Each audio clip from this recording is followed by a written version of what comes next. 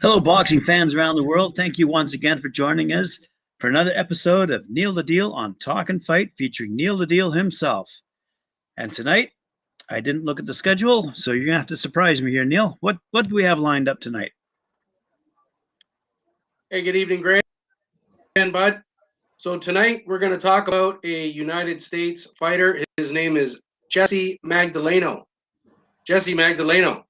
But first of all, we're just going to quickly mention that tonight is the opening game for the Toronto Maple Leafs. Guys, if you're watching any hockey out there as well, go for the Leafs. It's their first game, and we're all Leaf fans over here in Toronto, Ontario, Canada. So, yeah, I just thought I'd mention that quick, and let's hope they have a good Stanley Cup run. You know what I mean?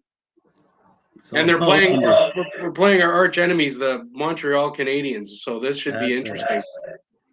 So, anyways, guys, thanks for coming out, checking out the show. Yeah, we're going to be talking about Jessie Magdaleno.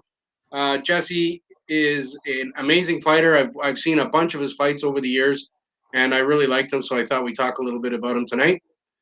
He was born November 8th, 1991. Makes him 28 years old in Las Vegas, Nevada. And his career started in 2010. A present fighter. He has fought in the super bantamweight division as well as featherweight division. So he's fought in two divisions. And right now he is presently ranked number 3 by the WBO in the featherweight division and number 9 by Ring Magazine in the featherweight division. So he's a former WBO junior featherweight world champion. So he's been a world champion before, and he's looking to get his belt back or move up and get another belt under himself, you know, in the upcoming year or so. And he's been fighting really hard since he lost the belt a few years ago. So he has a really cool style. I like, if you watch his fights, he's like a swarming fighter, eh, Graham? He likes to swarm guys. He throws punches like crazy, like from all different angles. He's got good combination punching. He's a good power puncher. He's got power in both hands, and he really moves around the ring really well. So I always like those kind of guys, as we always talk about. And every time I've seen him, it's been really exciting. He's a really exciting fighter to watch. So he started boxing at 7 years old. Yeah, started at 7, and he says he had his first amateur fight at 8 years old. I don't know how that works, but his first amateur fight was at 8 years old. Maybe that was in the schoolyard. I don't know where that was, but who knows? That's what he says. I had my first amateur fight at 8. So his father was a big influence in his life, getting him into the boxing, and he also has a brother. So it's all in the family type of thing. He has a brother. His name is Diego Magdaleno. And he is also a fighter in the lightweight division, active present fighter. So they're both in there right now. He had an amazing amateur career, really good amateur career. He was at the time of his career, he was one of America's United States best amateurs. He was really highly touted coming out of being an amateur, and he had a lot of fights as an amateur. He had 136 bouts as an amateur, of which he won 120, and he only had 16 losses. So that's a lot of fights to have as an amateur, as we know. Anything over 100. So, and he had 120 wins. So he's used to winning, that's for sure. He won a couple of awards when he was an amateur. In 2009, he won the United States Amateur National Championships. And also in 2009, he won the National Golden Gloves Championships. So he's got a pretty good pedigree.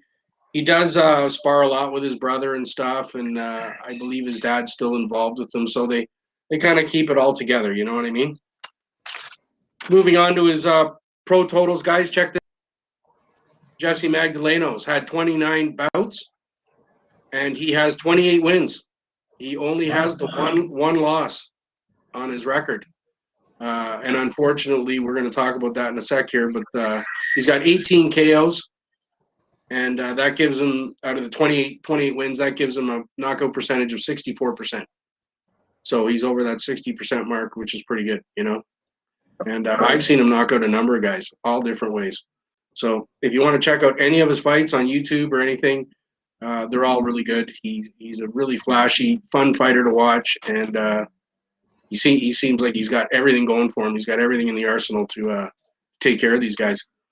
So he turned pro, like we were saying, 2010, and he signed right away to Bob Arum's Top Rank. So Bob Arum scooped him up right away, probably because of his amateur career, eh, Graham? You know, knowing that he was such a good amateur. So in 2012, he's won a couple of titles. In 2012, he won the WBO NABO Youth Junior Featherweight title. Then in January 2015, he won the NABF Junior Super Bantamweight title. And finally, in November 2016, he won the WBO Super Bantamweight title by unanimous decision over a guy who we just did an episode on, Nonito Donaire. So he won that title against Donaire. But just before that, he was 25-0. All right. After he won the title, he was 25-0. He won it in his 25th fight. And then he went up against a guy who we talked about the other night, funny enough, Isaac Dogbo. Remember I asked you about him, Graham? Isaac Dogbo. You ever heard of that guy? So in his first defense, I believe he lost the title to Isaac Dogbo by TKO in the 11th round on April 2018. So I think he defended it once, and then Dogbo ended up beating him for the title. So he had it for a couple of years between 2016 and 2018. And ever since then, he's fought, since 2018, he's fought 3 times. And he's won all 3 bouts that he's been in since then. And his most recent fight, this was a crazy fight. I remember watching this because there was a bunch of highlights, guys, on this fight, because you don't see this very often. But it was August 2019. He won by disqualification over a guy named Yenifel Vicente. And the disqualification was for repeated low blows. But you know what I mean? So it reminded me of that old fight there with the Andrew Golota fight where he kept hitting Riddick Bowe. I think it was Riddick Bowe. Remember that, Graham? Yep. It just was. So I watched the fight, Vicente. Guys, if you want to watch it, that guy's got to be one of the dirtiest fighters out there. Like, he just kept doing this over and over and over. Like, how do you get disqualified for something so vicious in a fight, right? Like that. Right. So I was just shaking my head going, wow, this guy is really, really dirty, you know, to try that, you know. And yeah, he got disqualified. So Magdaleno won that fight. And because of now the COVID thing and all that, he's kind of been on the back burner. But there is some rumblings coming up that later this year he might fight Mark Magsayo. You remember we had an episode on Mark Magsayo as well, if you guys want to go back and check that out. And he's a really good fighter as well in the featherweight division. And so that's the rumbling, that he might have a tilt against Magsayo. And then if he gets past that, then maybe he might get a shot at the title, maybe against Manuel Navarrete, who we just talked about, right? Navarrete. Or Gary Russell Jr. is one of the other title holders. So, you know, he's just waiting to see later on this year. I guess we'll just have to hold on and see what they have planned for him at Top Rank, and hopefully he'll be able to get himself into a position to get another world title shot, which he really, really wants. You know, he's basically been saying it all along that he really, really wants to get another shot at a belt. So, all the best to you, Jessie Magdaleno, and hopefully everything goes well for you this year, next year. You ever seen him fight yourself, Graham, at all, Magdaleno? Actually, I've not. No. No, Yeah, he's a great little fighter. And like I say, with a 28-1 record, you know, he's doing well. Put it that way. He's really doing well. I was just speaking with the fellas on Last Bell Boxing out of England, and they were commenting on the differences between the British broadcast system of boxing and the American. And a lot of the primetime fights that we have here in North America, say an hour's worth of fighting, say, will therefore only capture maybe 3 fights out of an entire card. Whereas over in England and Europe, they do broadcast the entire card.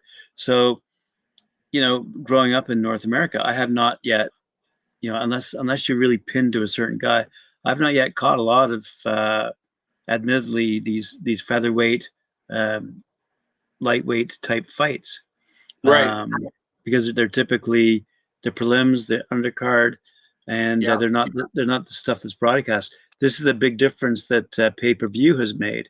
It's made us much more aware of these guys who are fighting on the undercards, these lighter weight boxers.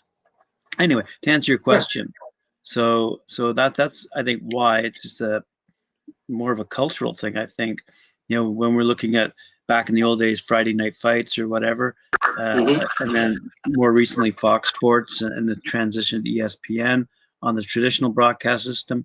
But nowadays we've got DAZN and we've got PBC fluctuating between traditional and online broadcast. So anyway, I hope to catch more of these younger up and coming flyweights, lightweights, you know, the smaller guys. I don't mean to be rude or anything, but you know, No. I typically haven't watched their careers in the past. No, exactly. You know, you have to kind of it's like a niche thing. They're not normally the headliners of these big pay-per-view fights and stuff. And so yeah, you have to kind of look out for them on your own and check them out. So that's a good point. Like I say, there's quite a few. As we know, the lightweight division is just stacked with guys, right? And there's quite a number of really good guys in those lighter divisions that are starting to get some notoriety and starting to move up the ladder. So they're like co-main events, stuff of that sort. You know what I'm saying? So a good example would be with the growth and popularity of YouTube, we're able to go back and capture what some of these younger, lighter fighters' careers have been. And a good example from a nationality perspective, we see a lot of good Asian fighters, Japanese fighters, Filipino fighters, and Mexican fighters in the lighter weight classes. So and those fights are not only now available on DAZN and aired online, but also captured on YouTube. That's good. Yeah, exactly. You can go back and watch them at any time. That's what you can do, guys.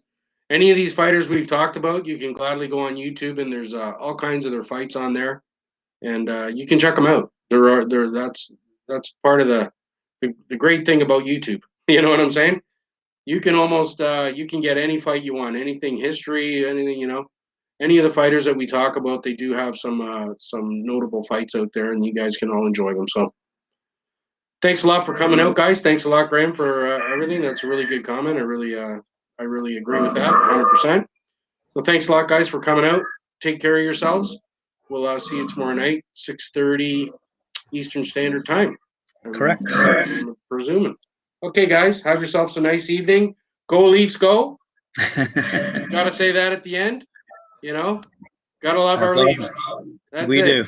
We do. All right, guys. Take care. Have a good night.